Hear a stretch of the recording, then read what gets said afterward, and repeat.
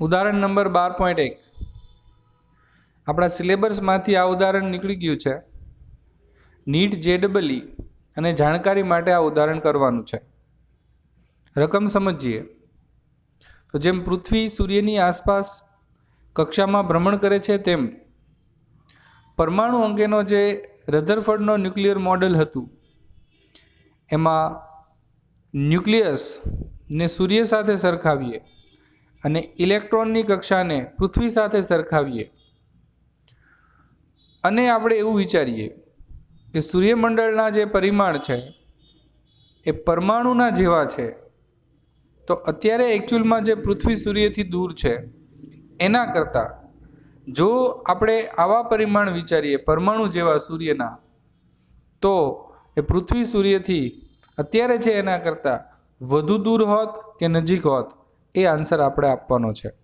રકમમાં આપણને 4 રાશિઓ આપેલી છે. એક, ન્યુક્લિયસની ત્રિજ્યા 10⁻⁻15 મીટર. ત્યારબાદ પરમાણુની ત્રિજ્યા 10⁻10 મીટર. પૃથ્વીની કક્ષાની ત્રિજ્યા 1.5 × 10⁻11 મીટર અને સૂર્યની ત્રિજ્યા 7 × 10⁸ મીટર.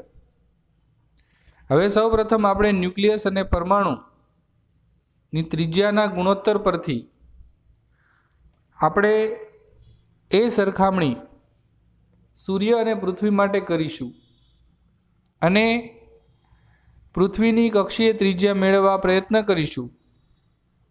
અને એ કક્ષીય ત્રિજ્યા જે રકમમાં આપણને 1.5 × 10⁻11 મીટર આપેલી છે એના કરતાં જો મોટો આન્સર આવે તો આપણે કહીશું કે અત્યારે જે પૃથ્વી સૂર્યથી દૂર છે એના કરતાં જો સૂર્ય અને પૃથ્વીના પરિમાણ પરમાણુ જેવા વિચારીએ તો જવાબ જો મોટો આવશે તો કહીશું કે પૃથ્વી છે એના કરતાં દૂર હોત.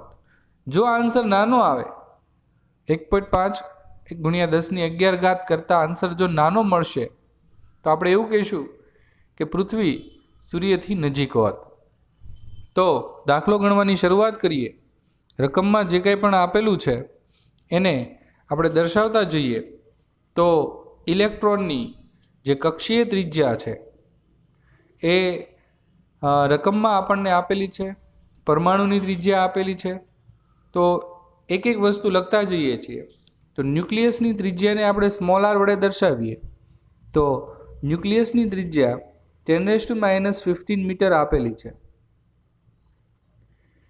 પરમાણુની જે ત્રિજ્યા છે જેને આપણે ઇલેક્ટ્રોનની કક્ષીય ત્રિજ્યા તરીકે પણ દર્શાવી શકીએ એ 10⁻10 મીટર છે.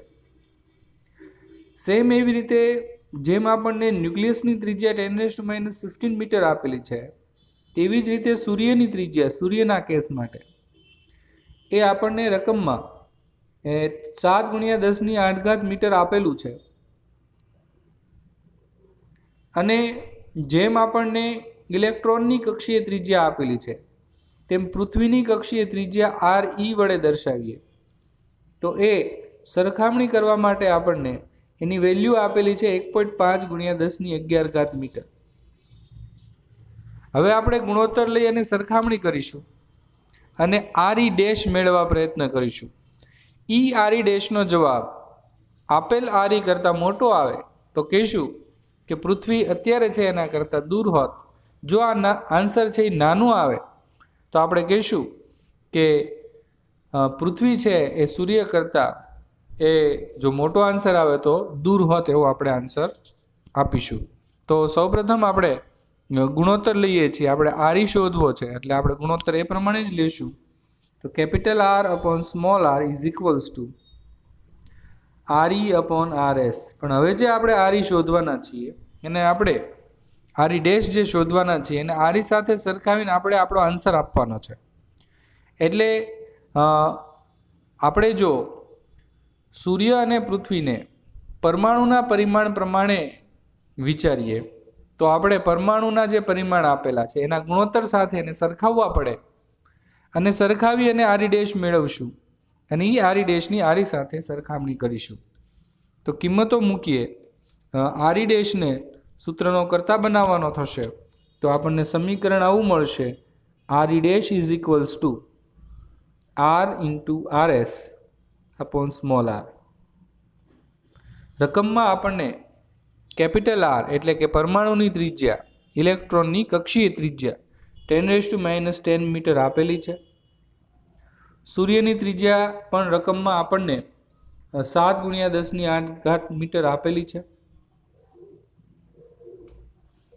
સ્મોલ આર એટલે કે ન્યુક્લિયસની ત્રિજ્યા 10⁻15 મીટર રકમમાં આપેલી છે. સાદુરૂપ આપીએ એટલે 7×10 હવે 15 ને 8, કારણ કે -15 ઉપર જાય એટલે પ્લસ થશે, તો 15 ને 8 થશે 23, અને 23માંથી 10 માઇનસ એટલે આપણને 13 મીટરમાં આન્સર મળશે. તો આ જે આન્સર મળ્યો એ, જો આપણે સૂર્ય અને પૃથ્વીના પરિમાણને પરમાણુના પરિમાણ સાથે સરખાવીએ તો પૃથ્વીની નવી કક્ષીય ત્રિજ્યા 7×10⁻13 મીટર મળે. એકચ્યુઅલમાં અત્યારે જે પૃથ્વીની કક્ષીય ત્રિજ્યા છે એ રકમમાં આપણને આપેલી છે, એ છે 1.5 × 10⁻11 મીટર. જો સરખામણી કરીએ તો લગભગ 100 ગણી વધારે એ ત્રિજ્યા મળે. એનો મતલબ એવો થાય કે જો આપણે સૂર્ય અને પૃથ્વીના પરિમાણને પરમાણુના પરિમાણ સાથે સરખાવીએ તો પૃથ્વી અત્યારે છે એના કરતાં 100 ગણી વધારે દૂર હોત. બસ આપણે આ જ આન્સર આપવાનો છે કે પૃથ્વી છે એના કરતાં દૂર હોત કે નજીક હોત, તો આપણે કહી શકીએ લગભગ 10⁻², એટલે કે 100 ગણી પૃથ્વી છે એ સૂર્યથી દૂર હોત. Thank you. ઉદાહરણ નંબર 12.2. આ ઉદાહરણ પણ આપણા સિલેબસમાંથી નીકળી ગયું છે. નીટ JEE અને માત્ર જાણકારી માટે આપણે આ ઉદાહરણ કરવાનું છે. આ ઉદાહરણોથી આપણા કન્સેપ્ટ છે એ વધારે ક્લિયર થઈ જાય છે, એટલે દરેક વિદ્યાર્થીઓએ ખાસ આ ઉદાહરણ છે એકવાર સમજી લેવું. રકમને સમજીએ તો ગેગર મેસ્ડનના પ્રયોગમાં 7.7 MeV વાળો આલ્ફા કણ ક્ષણિક સ્થિર બનીને તેની દિશા ઉલટાવે તે અગાઉ ન્યુક્લિયસથી તેનું નજીકતમ અંતર એટલે કે ડિસ્ટન્સ ઓફ ક્લોઝેસ્ટ એપ્રોચ કેટલો હશે તે આપણે શોધવાનો છે.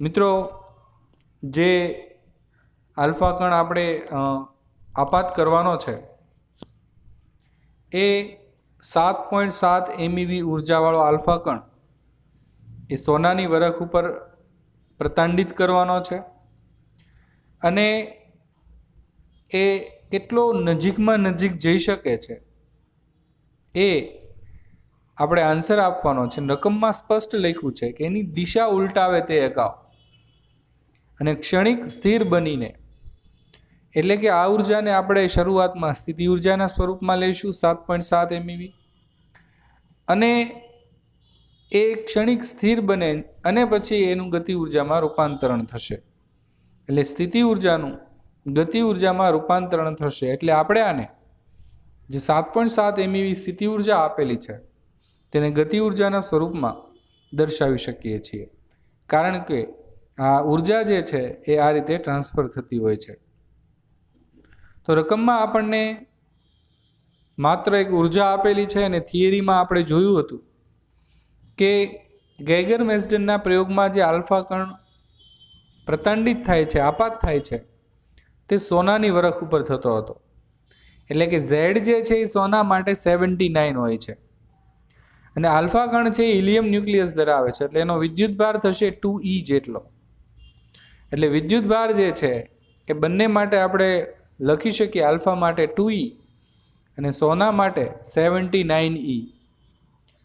સ્થિતિ ઉર્જાનું સૂત્ર આપણે ભણી ગયા છીએ સ્થિતિ ઉર્જા is equals to you is equals two કે Q1 Q2 અપોન આર. એ આર આપણે શોધવાનો છે.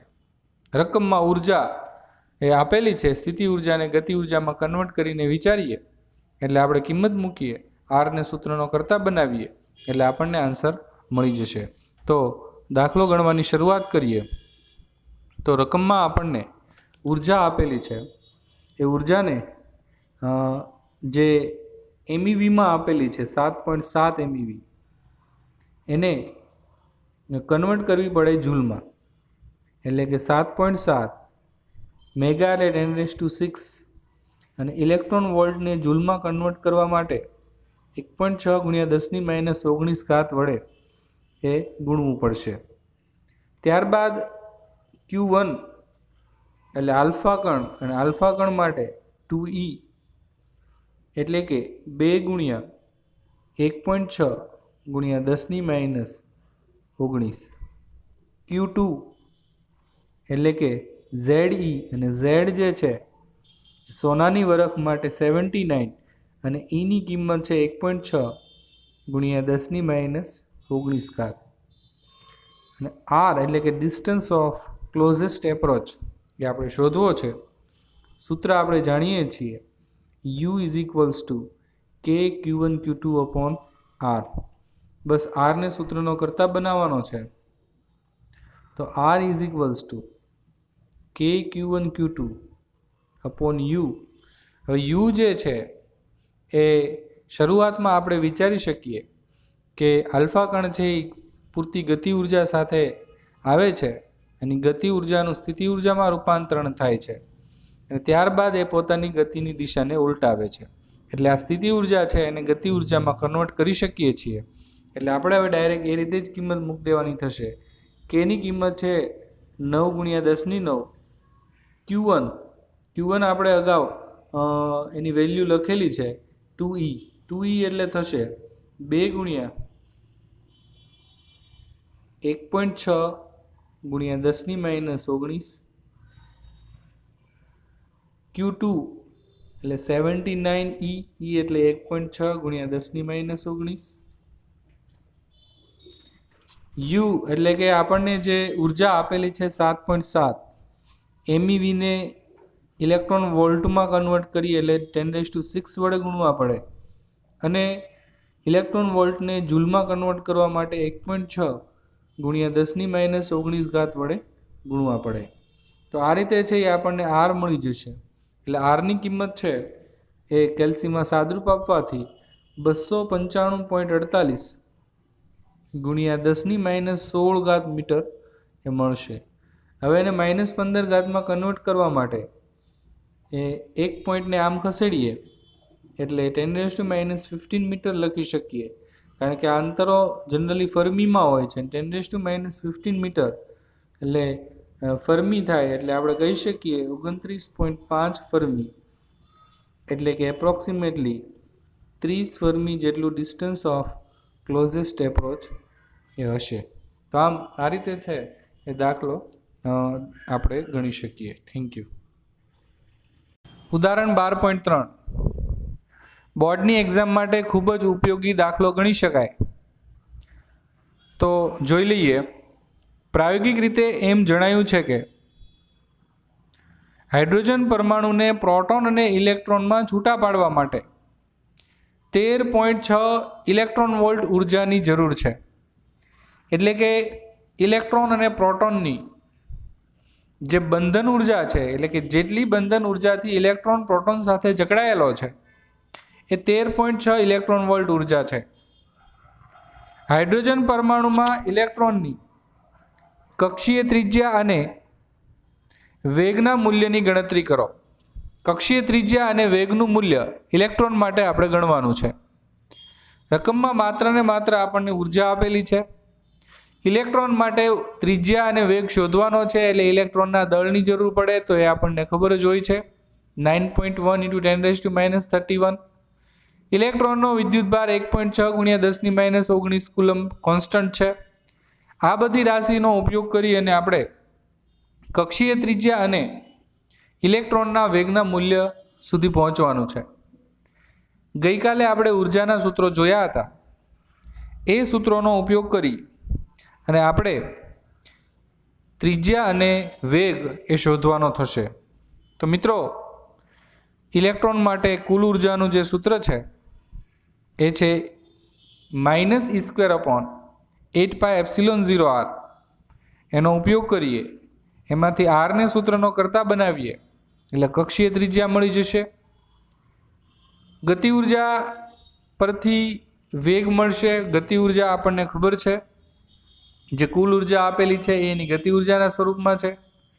એટલે 13.6 ઇલેક્ટ્રોન વોલ્ટ જે આપણને ઉર્જા આપેલી છે એ ગતિ ઉર્જા સ્વરૂપે લઈ શકાય. હવે એ જે ગતિ ઉર્જા છે એને આપણે 1/2 mv² સાથે સરખાવીએ. 13.6 ઇલેક્ટ્રોન વોલ્ટ ઉર્જાને 1/2 mv² સાથે સરખાવીએ, વીને સૂત્રનો કરતા બનાવીએ એટલે આપણને આન્સર મળી જશે.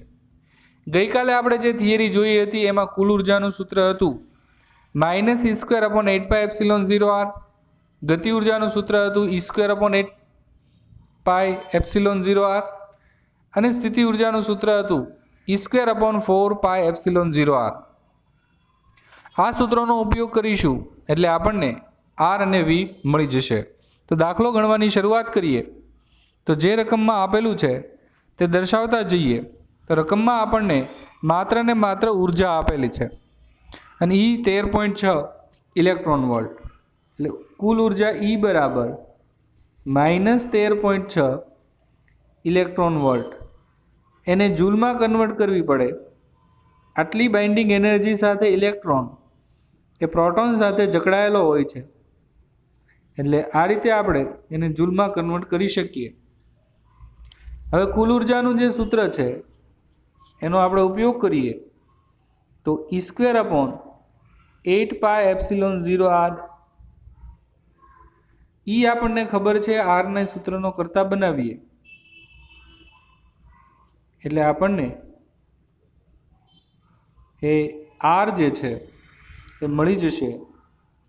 અહીં ઈ માઇનસ છે અને સૂત્રમાં માઇનસ આવે એટલે માઇનસ માઇનસ પ્લસ થઈ જશે. કિંમત મૂકી દઈએ એટલે 1.6 × 10⁻⁹ સ્ક્વેર. પાઈ જે છે એ 3.14 હોય છે.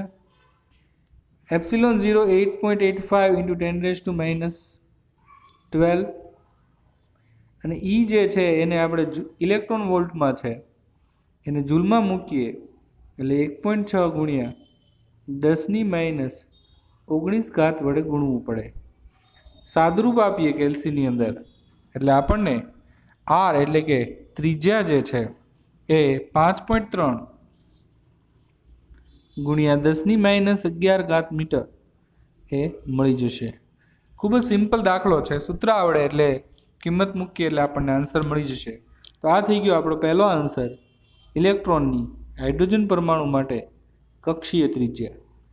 ત્યાર પછી હવે આપણે વેગ શોધવાનો છે ઇલેક્ટ્રોનનો. તો ગતિ ઉર્જાનું સૂત્ર વાપરવું પડશે.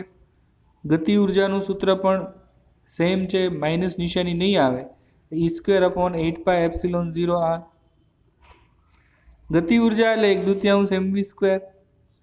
અને આને આપણે ઈ કહી શકીએ કારણ કે ઈ અને ગતિ ઉર્જાના સૂત્રો સેમ આવે છે. વેગ શોધવો છે એટલે એને સૂત્રનો કરતા બનાવી નાખીએ એટલે 2e/m. સ્ક્વેર રૂટ કાઢી નાખીએ એટલે થઈ જશે √2e/m. બસ બાકી બધી કિંમતો આપણે જાણીએ છીએ. 13.6 ગુણ્યા 1.6 ગુણ્યા 10⁻19 અને ઇલેક્ટ્રોનનું દળ 9.1 × 10⁻31. સાદુરૂપ આપીએ, વર્ગમૂળ કાઢીએ. વર્ગમૂળ કાઢતી વખતે મિત્રો ખાસ ધ્યાન રાખીશું કે જે ઘાત છે એ બેકી હોવી જોઈએ અને બેકી ઘાતને 2 વડે ભાગીએ એટલે એનું ઘાતનું વર્ગમૂળ નીકળી જશે. એટલે એ રીતે છે એ આપણે હંમેશા વર્ગમૂળ કાઢીશું. એટલે વીને સૂત્રનો કરતા બનાવીએ, ઘાતને બેકી બનાવી અને વર્ગમૂળ કાઢીશું એટલે આપણને 2.2 ગુણ્યા 10⁶ મીટર પર સેકન્ડ આન્સર મળી જશે. તો આમ ખૂબ જ સરળ દાખલો છે. કક્ષીય ત્રિજ્યા અને ઇલેક્ટ્રોનની ઝડપ શોધવા માટે ઉર્જાના સૂત્રો જો આવડતા હશે તો ખૂબ જ સરળતાથી આપણે દાખલો છે એ ગણી શકીશું. Thank you. ઉદાહરણનો દાખલા નંબર 12.4. હવે આપણને જે આર અને વી 12.3 ઉદાહરણમાં ઇલેક્ટ્રોન માટે મળ્યા છે એનો ઉપયોગ કરી અને આવૃત્તિ શોધવાની છે. તો રકમ જોઈ લઈએ. હાઇડ્રોજન પરમાણુ માટે પ્રોટોનની આસપાસ ભ્રમણ કરતા ઇલેક્ટ્રોન વડે ઉત્સર્જિત પ્રકાશની પ્રારંભિક આવૃત્તિ પ્રચલિત વિદ્યુત ચુંબકીય વાદ અનુસાર ગણો. એટલે આવૃત્તિ પણ આપણે શોધવાની છે. પ્રચલિત વિદ્યુત ચુંબકીય વાદ અનુસાર આપણે સૂત્ર જાણીએ છીએ, V = R ઓમેગા. ઓમેગા એટલે 2πf. f આપણે શોધવો છે, V/2πr થશે. V આપણે શોધેલો હતો 2.2 × 10⁶ આની પહેલાના દાખલામાં. પાઈની કિંમત છે 3.14 અને ત્રીજા પણ રકમમાં આપણને 5.3 દાખલામાં આપણે ગણીને લાવ્યા હતા 5.3 × 10⁻11 મળી હતી. સાદરૂપ આપીએ એટલે આપણને એની પ્રારંભિક આવૃત્તિ જે છે એ મળી જશે 6.6 × 10⁻15 હર્ટ્ઝ. તો આ રીતે છે પ્રચલિત વિદ્યુત ચુંબકીય વાદ અનુસાર એ આપણને 6.6 × 10⁻15 હર્ટ્ઝ એ આવૃત્તિ છે એ હાઇડ્રોજન પરમાણુ માટે એ મળશે કે ન્યુક્લિયસની આસપાસ ઇલેક્ટ્રોન આટલી આવૃત્તિથી ભ્રમણ કરતા હશે. Thank you. ગુજકેટ માટે ઉપયોગી એવો એક MCQ કરીએ. હમણાં જ આપણે આવો એક ઉદાહરણનો દાખલો કર્યો હતો. તો 5 MeV ઉર્જા ધરાવતો આલ્ફા કણ હેડોન સંઘાત અનુભવે છે. 50 જેનો પરમાણુ ક્રમાંક છે એની સાથે હેડોન સંઘાત અનુભવે છે. તો ડિસ્ટન્સ ઓફ ક્લોઝેસ્ટ એપ્રોચ આપણે શોધવાનું છે. 10⁻15 મીટરમાં આપણે આન્સર લાવવાનો છે. એટલે ઘાત આપણને આપેલી છે, આપણે માત્ર આગળનો જે ડિજિટ છે એ લાવવાનો છે. તો મિત્રો હેડોન માટે આપણે હમણાં જોઈ ગયા હતા કે સ્થિતિ ઉર્જાને જે સૂત્ર છે U = K Q1 Q2/R, એમાં આરને સૂત્રનો કરતા બનાવીએ એટલે આપણને આન્સર મળી જશે. તો એમાં જે Z79 લીધો હતો ઉદાહરણમાં, એની બદલે અહીંયા 50 લેવાનો છે. અને જે આલ્ફા કણ છે એના માટે વિદ્યુતભાર 2E લેવાનો છે. એટલે 2E × Z79 ની બદલે 50, એટલે કે 50 × E × 2E. Kની કિંમત 9 × 10⁹ છે. આરને સૂત્રનો કરતા બનાવી ઉર્જા 5 MeV રકમમાં આપેલી છે. એ MeVને ઇલેક્ટ્રોન વોલ્ટમાં કન્વર્ટ કરીએ એટલે 10⁶ વડે ગુણવા પડે. અને ઇલેક્ટ્રોન વોલ્ટને જૂલમાં કન્વર્ટ કરવા માટે 1.6 × 10⁻19 વડે ગુણવા પડે. તો બસ એનો આપણે ઉપયોગ કરવાનો છે. તો આ થઈ ગઈ ઉર્જા જે જૂલમાં કન્વર્ટ થઈ, અને આ થઈ સ્થિતિ ઉર્જા K Q1 Q2/R. Q1 એટલે 2E, Q2 એટલે ZE, એટલે 2ZE² ની બદલે D લીધેલો છે. K 9 × 10⁹. ડીને સૂત્રનો કરતા બનાવવામાં આવે, સાદરૂપ આપવામાં આવે એટલે આપણને ડીની કિંમત 28.8 × 10⁻15 મીટર મળે છે. પણ આપણે જે જવાબ લાવવાનો છે એ 10⁻14 મીટરમાં લાવવાનો છે. એટલે એક સ્ટેપ એક પોઈન્ટને આ બાજુ ખસેડીએ એટલે 2.88 × 10⁻14 મીટર છે એ આન્સર મળી જશે. એટલે આપણે જે ઉદાહરણ કર્યું હતું કે જે આપણા સિલેબસમાંથી નીકળી ગયું છે, પણ આ રીતે છે આપણને MCQમાં છે એ પૂછી શકાય છે. એટલે આપણે એ ઉદાહરણો કરવા પડે છે. Thank you. બોર્ડની એક્ઝામ માટે ખૂબ જ ઉપયોગી MCQ ગણી શકાય.